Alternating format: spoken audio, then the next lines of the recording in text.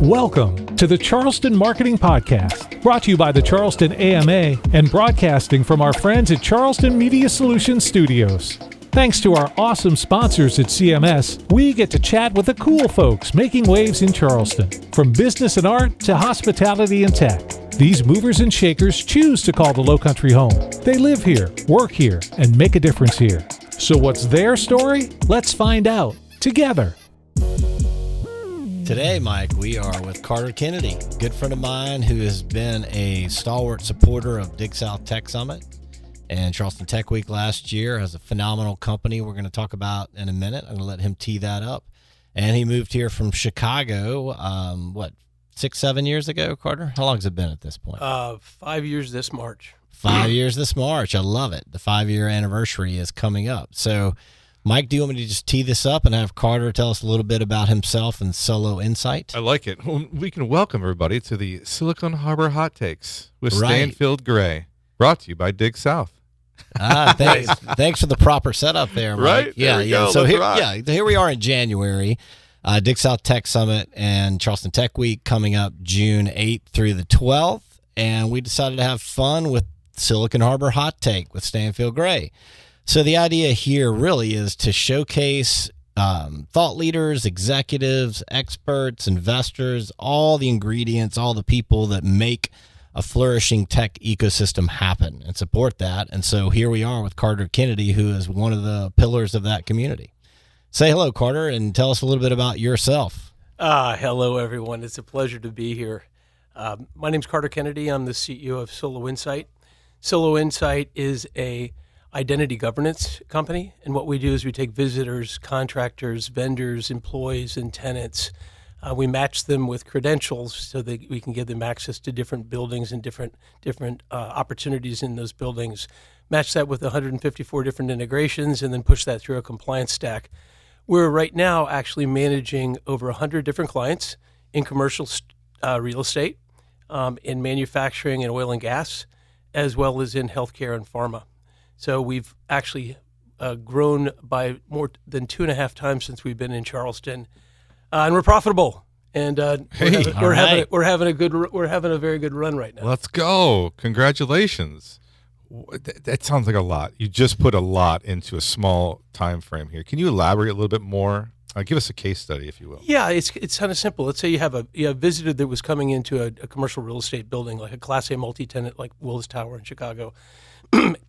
That visitor has to go through the proper set of procedures. They need to get vetted. They need to get an invitation. They need to get a QR pass and an invitation. They come to that turnstile. They drop a driver's license, and then a pass is printed for them to get through the access control, get in the elevator, and go visit your favorite account manager at Merrill Lynch or at Morgan Stanley. Okay. Interesting. How did you get involved with that? You know, my business partner is a famous mathematician and so am I. Computer scientist. It's not true, Stanfield. That's he actually worked with the Sheikh of Dubai in 2000 to 2006, putting together a very elaborate multi-factor biometric technology for expats that are leaving the country to make sure they paid their bills. Cool. So using a retinal scan and a palm vein scan, and he was the first smart city successful endeavor out there. That's pretty cool. So, it's amazing. You're headquartered here in Charleston. Mm-hmm. You have global reach. Tell us what that's like to run a company from here. We assume you have a distributed team. You have clients probably on every continent. Yeah, we're at this stage we're in 41 different countries. We're primarily in the United States and Canada, continuing to expand. We've got a footprint now in the Middle East as well as in Europe. It's interesting to be in Charleston. It's the city. If you think about Steve Case talking about the rise of the rest, we're kind of the rise of the rest. We're just cutting our teeth and getting to the point where we're going to get international attention. So that's been interesting from our perspective. I'm in the process of hiring 2 people in Charleston and maybe a third. So building out the office here. We're distributed here, and then we have an offshore technology team we work with. So if I'm a founder in Charleston and I'm trying to learn from Carter Kennedy, what are some of the upsides of being based in Charleston, and what are some of the challenges that I'm going to have to overcome as I scale? This isn't Charlotte. It's not Chicago. It's not New York. So we're not going to have that same breadth of talent to tap from. But that said, because we have a distributed company around the United States, it doesn't necessarily matter that you're not in Charleston. You know, I have people in Little Rock, I have people in Boston, I've got people in New York, I've got people in Greensboro. So I think we've been fortunate finally to figure out where to find that talent. You know, the Harbor Entrepreneur Center has been a good catalyst for those introductions. Didn't even pay him for that. Exactly. But so it's a beautiful city to work from. It's a great place to train people. It's a great place to bring people from a customer advisory board to take advantage of all the different opportunities here from a cultural perspective. So those are all big benefits to being here. And the airport is quite convenient as long as you're smart enough to book a direct flight early in the morning. Yeah, you know, that's right. You're exactly right. Were you at the pitch night at the Accelerator at Harbor? I was not. Okay. Then it was at the Harbor somewhere, though. A little deja vu. That's how it went. Anyways. Yeah. Take us back 5 years, Carter. How did you choose Charleston? You were based in Chicago a long time, had a background in finance and SaaS, technology. Yeah, you know what I really wanted to do is move into an environment which I thought would be rich to kind of build the business from. Charleston has all the physical attributes, rivers and ocean and beach and an incredible history behind it, and a place that we could really hang our hat and be somewhere like a big fish in the small pond. That was part of the intention here, and we're kind of working our way into what is a very vibrant South Carolina and Charleston business community. Certainly, South Carolina outkicks its coverage in terms of the size of the state relative to the economics it drives. So we're working our way into manufacturing and cyber and Department of Defense and kind of getting our feet wet in terms of working in Charleston and South Carolina more broadly. So Silicon Harbor Hot Take is a segment on the Charleston Marketing Podcast. Tell us a little about your go-to-market strategy. When you're thinking about a new country, is it word of mouth? Is one company recommending you to another? Is there any sort of consumer-focused campaign, or is it strictly B2B? The interesting part is, and we talk about this sort of tongue-in-cheek, the most powerful force in the universe is the network effect and the referenceable customer. So winning our first hospital network was impossible. Winning our 21st hospital network was a lot easier. Yep. Between some of the larger hospital networks we have, winning our first bank was very difficult, and now we're getting a lot of good runway there. A lot of it's referenceable customers, a lot of it's word of mouth. We do attend security conferences, we attend healthcare conferences, we attend identity conferences, and then we also go through channel partners and value-added resellers that make introductions for us. That's a lot. There's a lot to manage. It's amazing to me how with a very small sales team we can hit such large numbers, because the size of these opportunities have gone from 15,000 to 250,000 per customer. Okay. So you can as a salesperson you can have 4 big wins and hit your quota, which is great. Sign me up. Yeah. You said you're looking for a salesperson, right? Or did I just put that in your mouth? Yeah, so let's talk about the Charleston Lowcountry broader tech ecosystem, the royal we. What could we do better here? Mm-hmm. I think one of the things that's going to be really important is to just strategically tap into the venture community and the investment community. If there's more money that people can access here, that can put them in a different trajectory. I mean, the reason that you raise capital is not because you're running out of money. It's because you want to scale what is already a successful go-to-market strategy. If we're in 5 verticals now, how do we get to 10, or how do we get 5 times the amount of business in those 5 verticals? Well, cash arms for your army has a lot to do with that. Right. So I think attracting people from Chattanooga, from Orlando, from Atlanta, from Chicago, and getting some of the Silicon Valley representatives here is going to benefit the community a great deal. That's a lot of what we try to do at Dig South Tech Summit, as we target investors for the wild pitch. You and I met, through that summit many years ago at this point. So we have some ingredients here. We have the SCRA, we have the CRDA, and both of them are doing an excellent job of kind of, backstopping not only the ecosystem, but also putting real resources into it. What are, in a very tactical way, what do you view as some other things we could take advantage of? How can we harness the kind of collective, founder group we have here? I think that, putting together, whether it's a club or a meeting on a consistent basis, and that's why I like Dig South, is you tend to get the entrepreneurs together in one in one venue. That's a big deal. The connectivity between different technology investors or technology entrepreneurs is a big deal. I mean, even within the context of Ethos, which is a workout facility, I know 4 people that are in either the software as a service sales or have started their own company. So it's really beginning to happen organically. I think we can put it on steroids if we dedicate more money, time, and focus to actually attracting the right amount of talent from an investor perspective, as well as talent that can actually come down to Charleston and work. It's all about connectivity. That's what you're saying, huh? You want to get in front of the right people in the right time, and be in a system that helps each other.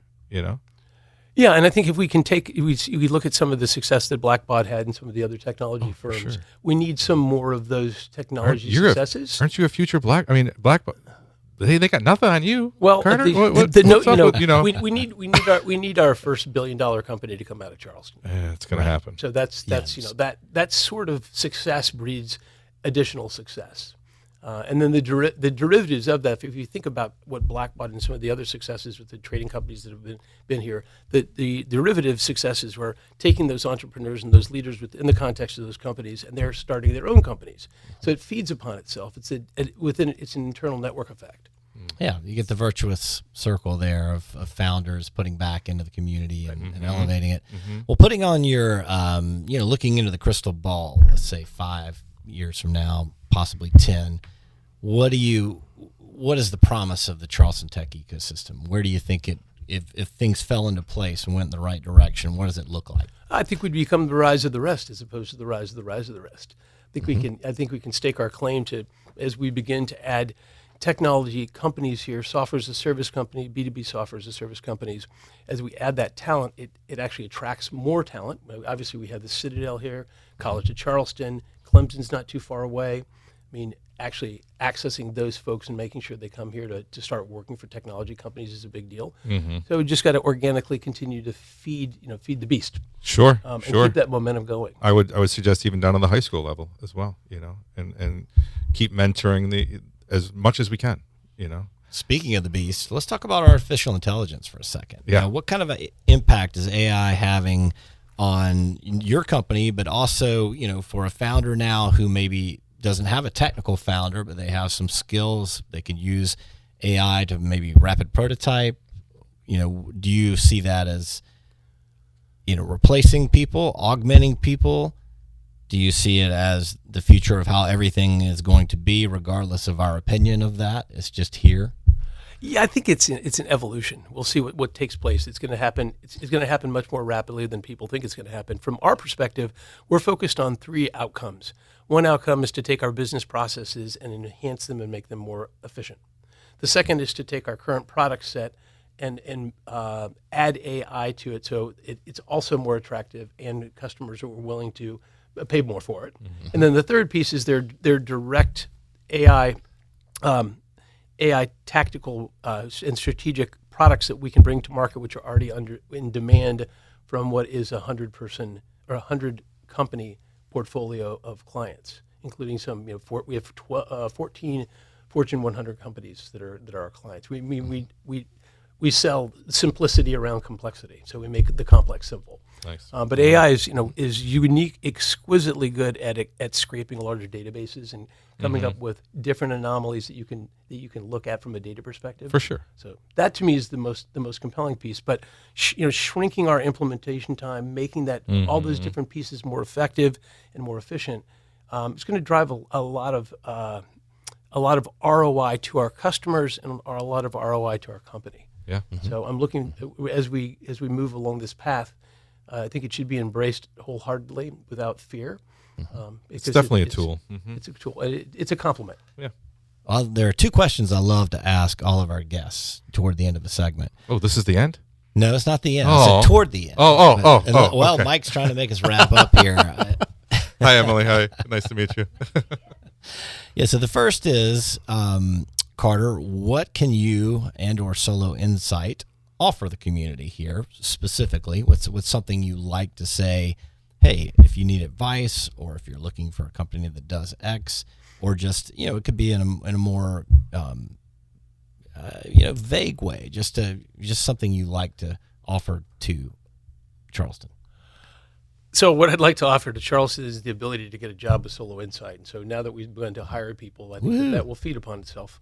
The second thing is I'd like to offer our technology to the companies that work around Charleston and South Carolina. We want to eat our own home cooking. So I think that the application for what we do, which is governing identities across large portfolios and large companies, has application essentially to every person going into every building getting on the network. So it has broad application. We just need to find the right customers to adopt it, because it will then become viral within Charleston and South Carolina. Okay. And then what can the community provide to you? What do you need right now? I think that it would be wonderful. I'll work with you on this to go back to some of the stakeholders that have access to these large clients, that they can take us to those clients and give us a shot. Give us an at bat. Sure. We have enough critical mass from a referenceable customer and top quality Fortune names that you're not going to hesitate to want to adopt us. You can call it. You can make a simple call, and you're going to have confidence that what we're delivering drives an amazing amount of value from an experience and from a security perspective, and makes all of these companies run more efficiently. Love it. Mike, what do we miss? How do we get a hold of you? How do for the people that want either to help you or to be helped, like get that job from you, Carter? How do they get a hold of you? I think go to the website. Yeah. It's soloinsight.com. Yeah. And there's a product catalog, which I would encourage anybody that's interested in kind of either working with us or trying to figure out exactly what we're doing. You can download a 20-page product catalog that goes through all the different software modules we've built. We actively sell mobile credentials for Apple, Samsung, and Google. We actively sell temporary access for visitors, patients, and contractors. We actively sell physical identity and access management, which manages people in locations that are interacting with the network. It has an audit function as well as a cyber function. So those are the three tips of the spear, but there's much more to the platform than that, including space reservations and mass notification and mustering, other bolt-ons that can add value to our customers. Amazing. Yeah. And it's all about, building the economy here in Charleston, and that's why we're doing this. So what a perfect kickoff episode, Stanfield. Right. And if everybody would like to meet Carter in person, he will be at Dig South Tech Summit, June 11th and 12th, and participating that week in Charleston Tech Week, June 8th through 12th. So make sure to come meet Carter Kennedy, learn more about Soloinsight, and just keep on keeping on. Keep on keeping on. Hey, real quick, there's a tip I wanted to give our Dig Nation, if you will. Did y'all know that you can go behind the scenes and there's a networking option if you belong and are a member of Dig South? Talk about your internal network that's full of hundreds and thousands of people. Well, I'm glad you asked, Mike. Yeah, so Dig South about 5 or 6 years ago launched Dignation, and the idea was we kept having requests from our attendees, speakers, sponsors. How do we stay in touch year round? I got tired of being the personal secretary and facilitating every single intro, which is hard to scale. It is. I'm not going to monetize.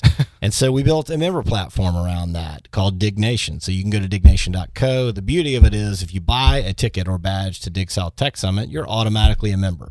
So you can come to those monthly meetups we host. We've done events such as Launch Fest. We partner with the Harbor Entrepreneur Center all the time on those fun things with the Charleston Marketing Association as well. Yep.